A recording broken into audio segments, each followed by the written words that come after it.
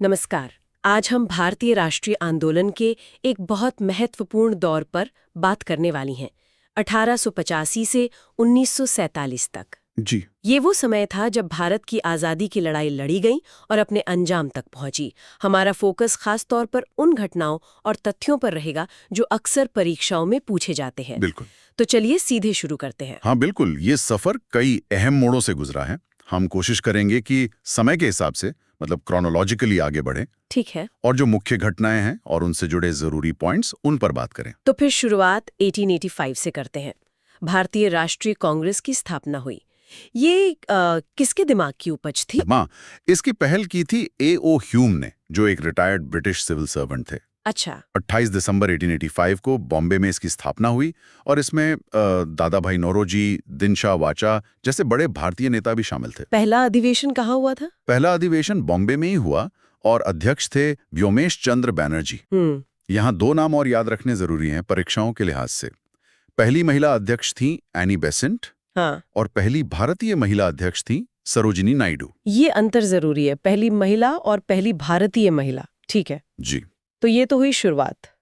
फिर लगभग 20 साल बाद 1905 में एक बड़ी घटना हुई, बंगाल का विभाजन। हाँ, बंगाल विभाजन 1905। कौन थे उस वक्त वाइसरॉय? उस समय वाइसरॉय थे लॉर्ड कर्जन। उन्होंने ही ये विभाजन किया था। ओके। 19 जुलाई 1905 को घोषणा हुई और 16 अक्टूबर 1905 से ये लागू हो गया। कारण क्या बताया गया था? कारण तो प्रशासनिक सुविधा बताया गया था कि बंगाल बहुत बड़ा प्रांत है, शासन चलाना मुश्किल है। लेकिन असल मकसद जैसा माना जाता है वो था राष्ट्रवाद को कमजोर करना, हिंदू मुस्लिम एकता को तोड़ना, मतलब फूट डालो राज करो वाली नीति। अच्छा, पर ये विभाजन बाद में रद्द भी हुआ था। हाँ बिल्कुल, लोगों का जबरदस्त विरोध हुआ, स्वदेशी आंदोलन चला। इसके चलते 1911 में लॉर्ड हार्डिंग ने इसे रद्द कर दिया। ठीक है। अब विभाजन के ठीक बाद 1906 में मुस्लिम लीग भी बन गई। जी हाँ, 30 दिसंबर 1906 को ढाका में नवाब सलीमुल्लाह खान के नेतृत्व में ऑल इंडिया मुस्लिम लीग की स्थापना हुई। इसका मकसद क्या था? इसका घोषित मकसद था मुसलमानों के राजनीतिक हितों की रक्षा करना। इसका पहला अधिवेशन 1908 में अमृतसर में हुआ, आगा खान की अध्यक्षता में। और फिर अगले ही साल 1907 में कांग्रेस में फूट पड़ गई, सूरत में। हाँ, सूरत विभाजन 1907। कांग्रेस का अधिवेशन था सूरत में। यहीं पर कांग्रेस दो गुटों में बट गई, नरम दल यानी उदारवादी और गरम दल यानी उग्रवादी। अच्छा। अध्यक्षता की थी रासबिहारी घोष ने। और गरम दल के मुख्य नेता वो लाल बाल पाल? बिल्कुल, लाला लाजपत राय, बाल गंगाधर तिलक और बिपिन चंद्र पाल। इन्हें ही लाल बाल पाल की तिकड़ी कहा जाता था। एक तरफ ये राजनीतिक घटनाएं चल रही थीं, दूसरी तरफ क्रांतिकारी गतिविधियां भी तेज हो रही थीं। खुदीराम बोस का नाम इसी दौर में आता है ना? क्रांतिकारी गतिविधियां भी जोरों पर थीं। 1908 में खुदीराम बोस को मुजफ्फरपुर जेल में फांसी दी गई। क्यों? उन पर और प्रफुल्ल चाकी पर मजिस्ट्रेट किंग्सफोर्ड की गाड़ी पर बम फेंकने का आरोप था। हालांकि उसमें किंग्सफोर्ड बच गया था। हाँ। इसे अलीपुर बम षड्यंत्र केस भी कहते हैं। खुदीराम बोस उस वक्त बहुत कम उम्र के थे। हाँ। और फिर गदर पार्टी, वो भी इसी दौर के आसपास। जी। 1913 में भारत से दूर अमेरिका के सैन फ्रांसिस्को में लाला हरदयाल और सोहन सिंह भाकना ने गदर पार्टी की स्थापना की थी। इनका मकसद सशस्त्र क्रांति से अंग्रेजी राज खत्म करना था। और फिर एक बड़ा मोड़ आता है 1915 में, जब महात्मा गांधी भारत लौटे। हाँ बिल्कुल, 9 जनवरी 1915 गांधी जी दक्षिण अफ्रीका से भारत वापस आए। इसीलिए 9 जनवरी को प्रवासी भारतीय दिवस मनाते हैं। जी हाँ बिल्कुल, उन्हीं की वापसी की याद में भारत आकर उन्होंने पहले साल तो पूरे देश का दौरा किया, स्थिति को समझा और फिर अपने सत्याग्रह का प्रयोग शुरू किया। इसी बीच 1916 में होम रूल आंदोलन भी चला था। हाँ, एनी बेसेंट और तिलक का। जी, एनी बेसेंट और बाल गंगाधर तिलक ने लक्ष्य था स्वशासन यानी होम रूल। तिलक ने बेलगांव में पहली होम रूल लीग स्थापित की थी। और गांधी जी का भारत में पहला सत्याग्रह, वो चंपारण वाला। हाँ, 1917 में बिहार के चंपारण जिले में, वहां नील की खेती करने वाले किसानों पर जुल्म हो रहा था। वो 3 कठिया प्रणाली। बिल्कुल, 3 कठिया प्रणाली, मतलब जमीन के 3/20 हिस्से पर नील उगाना अनिवार्य था। गांधी जी ने इसके खिलाफ सफल सत्याग्रह किया। चंपारण के बाद अहमदाबाद और खेड़ा के आंदोलन भी महत्वपूर्ण हैं। जी, दोनों 1918 में हुए। अहमदाबाद में मिल मजदूरों की हड़ताल थी प्लेग बोनस को लेकर। गांधी जी ने नेतृत्व किया, भूख हड़ताल की और मजदूरों को 35% वेतन वृद्धि मिली। अच्छा। और उसी साल गुजरात के खेड़ा जिले में फसल खराब हो गई थी, पर सरकार लगान माफ नहीं कर रही थी, तो वहां भी लगान माफी के लिए सत्याग्रह हुआ। इसमें सरदार पटेल गांधी जी के साथ जुड़े। सरदार पटेल का राष्ट्रीय राजनीति में प्रवेश यहीं से माना जा सकता है। हाँ, कह सकते हैं। खेड़ा सत्याग्रह से वो प्रमुखता से सामने आए। फिर आता है 1919, एक बहुत ही दुखद और महत्वपूर्ण साल। रॉलेट एक्ट से शुरू हुआ। हाँ, 1919 पहले आया रॉलेट एक्ट, जिसे गांधी जी ने काला कानून कहा। क्यों कहा था काला कानून? क्योंकि इसके तहत सरकार को यह अधिकार मिल गया था कि वो किसी भी भारतीय को सिर्फ शक के आधार पर बिना मुकदमा चलाए गिरफ्तार कर सकती थी।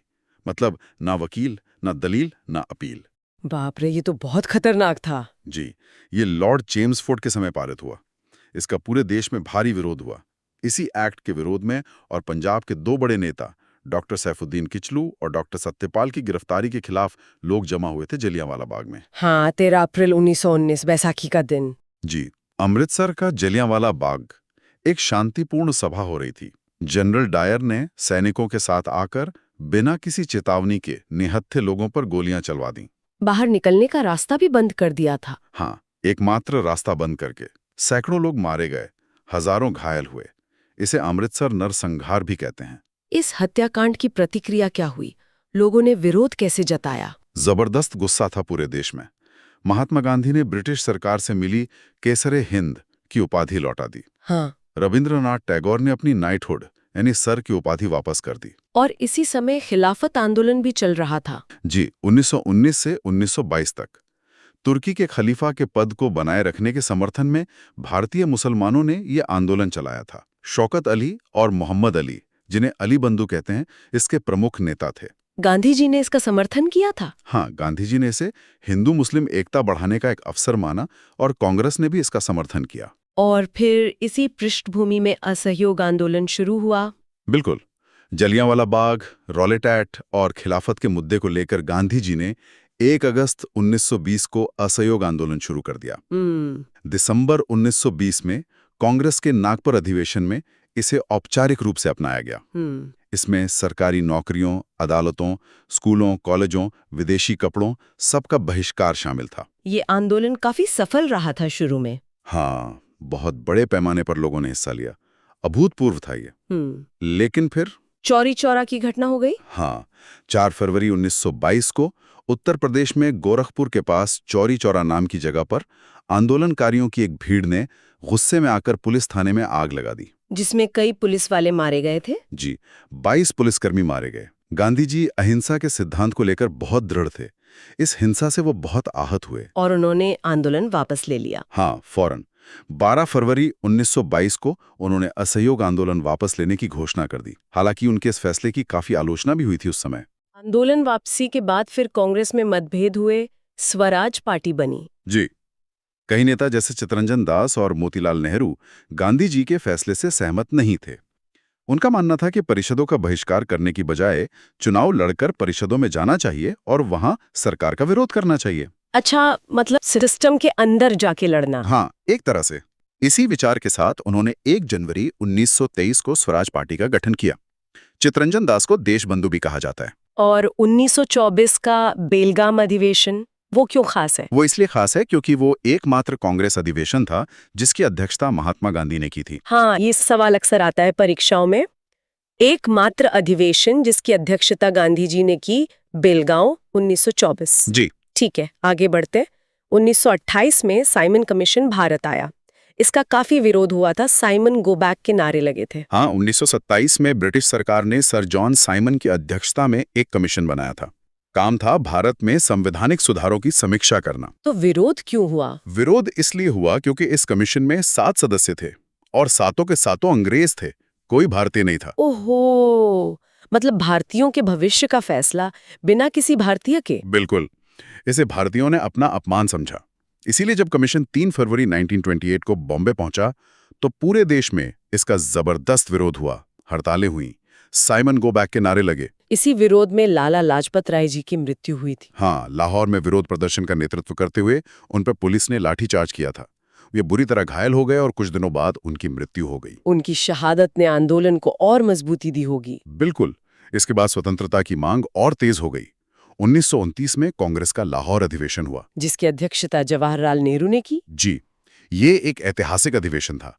यहीं पर कांग्रेस ने पहली बार पूर्ण स्वराज यानी कंप्लीट इंडिपेंडेंस को अपना लक्ष्य घोषित किया। पहले डोमिनियन स्टेटस मांग रहे थे। हाँ, पहले डोमिनियन स्टेटस की मांग थी, पर अब लक्ष्य पूर्ण स्वराज हो गया।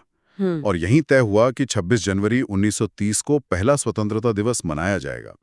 और मनाया भी गया। जी पूर्ण स्वराज के लक्ष्य के बाद अगला बड़ा कदम दांडी मार्च, नमक सत्याग्रह। हाँ, पूर्ण स्वराज की घोषणा के बाद उसे पाने के लिए गांधी जी ने सविनय अवज्ञा आंदोलन यानी सिविल डिसोबीडियंस मूवमेंट शुरू करने का फैसला किया। इसकी शुरुआत नमक कानून तोड़कर की। जी, उस समय नमक बनाने पर सरकारी एकाधिकार था, टैक्स भी था।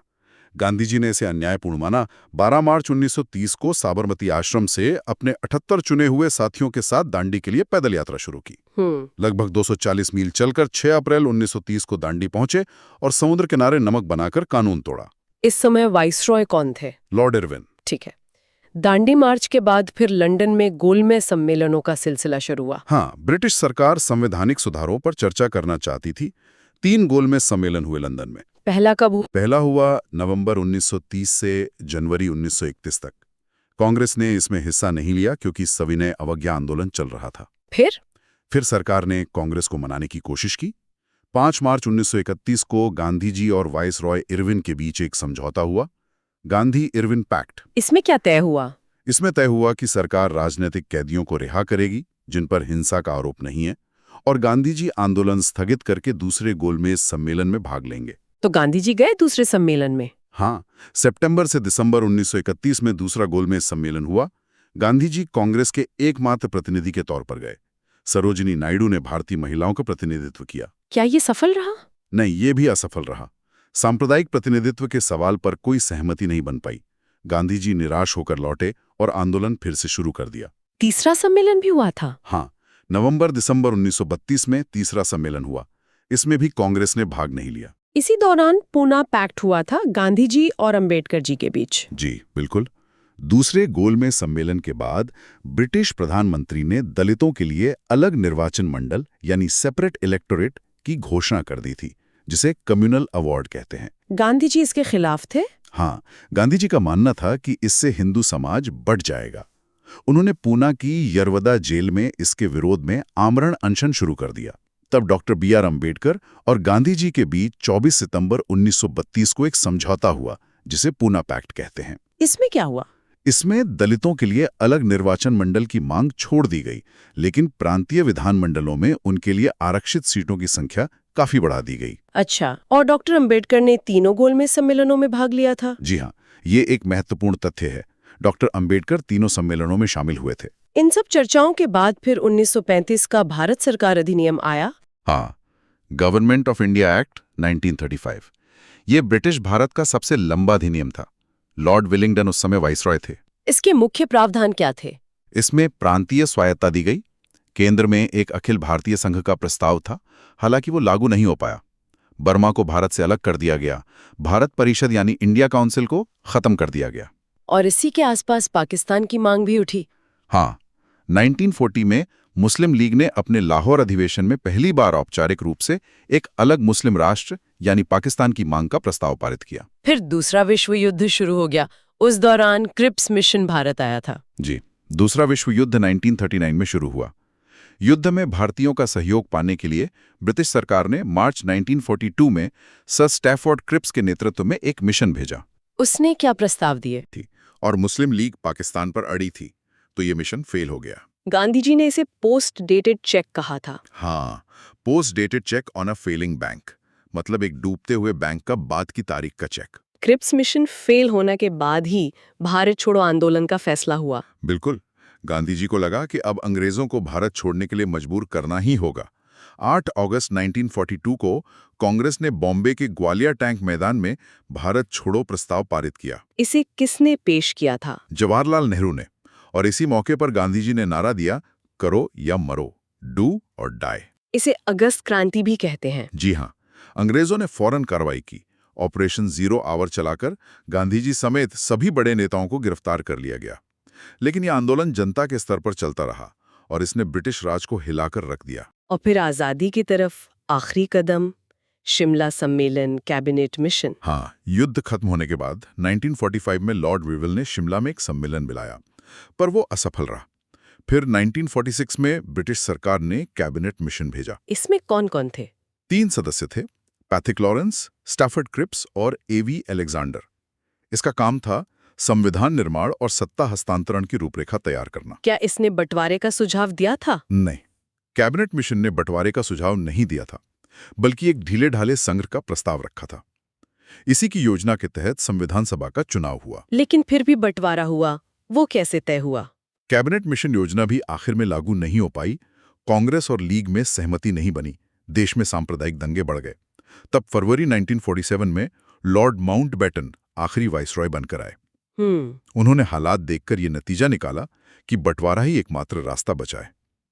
उन्होंने माउंटबेटन योजना या 3 जून योजना पेश की, जिसमें भारत के बंटवारे की बात थी। और इसी के आधार पर स्वतंत्रता मिली। जी, इसी योजना के आधार पर ब्रिटिश संसद ने भारतीय स्वतंत्रता अधिनियम 1947 पारित किया और 15 अगस्त 1947 को भारत और पाकिस्तान 2 स्वतंत्र राष्ट्र बन गए। सीमाओं का निर्धारण किसने किया? सर सिरिल रेडक्लिफ की अध्यक्षता में एक सीमा आयोग ने, उन्हीं के नाम पर रेडक्लिफ लाइन है। इस पूरी यात्रा में कुछ और महत्वपूर्ण नाम या घटनाएं हैं जो हमें याद रखनी चाहिए, संक्षेप में? हाँ, कई हैं। जैसे सुभाष चंद्र बोस द्वारा 1943 में सिंगापुर में आजाद हिंद फौज का गठन और दिल्ली चलो का नारा। हाँ। बाल गंगाधर तिलक का प्रसिद्ध कथन, स्वराज मेरा जन्मसिद्ध अधिकार है और मैं इसे लेकर रहूंगा। बिल्कुल। भगत सिंह और बटुकेश्वर दत्त द्वारा 1929 में केंद्रीय असेंबली में बम फेंकना बहरी सरकार को सुनाने के लिए। 1916 का लखनऊ समझौता, जहां कांग्रेस और मुस्लिम लीग करीब आए और नरम गरम दल फिर से एक हुए। अच्छा, ये भी महत्वपूर्ण है। 1857 के विद्रोह के समय गवर्नर जनरल लॉर्ड कैनिंग थे। लॉर्ड लिटन के समय वर्नाक्यूलर प्रेस एक्ट आया था, जिसने देसी भाषाओं के प्रेस पर रोक लगाई। हाँ। लाला लाजपत राय का वो कथन, मेरे शरीर पर पड़ी एक एक लाठी ब्रिटिश सरकार के ताबूत में एक एक कील साबित होगी। जी। जलियांवाला बाग की जांच के लिए हंटर कमेटी बनी थी। गोपाल कृष्ण गोखले ने सर्वेंट्स ऑफ इंडिया सोसाइटी बनाई थी और सत्येंद्रनाथ टैगोर पहले भारतीय थे जो ICS बने। बहुत अच्छे। तो ये थी 1885 से 1947 तक भारतीय राष्ट्रीय आंदोलन की एक संक्षिप्त लेकिन महत्वपूर्ण जानकारी, खासतौर पर उन तथ्यों पर ध्यान देते हुए जो परीक्षाओं में काम आ सकते हैं। बिल्कुल, हर घटना, हर व्यक्ति का योगदान इस लंबी कहानी का हिस्सा है। इन तथ्यों को याद रखना इस पूरे दौर को समझने में मदद करता है। और जैसा हमने कहा था, जाते जाते श्रोताओं के लिए एक आसान सा सवाल, जिसका जवाब आज की बातचीत में ही छिपा है। महात्मा गांधी ने कांग्रेस के किस एकमात्र अधिवेशन की अध्यक्षता की थी? इस पर जरूर सोचिएगा।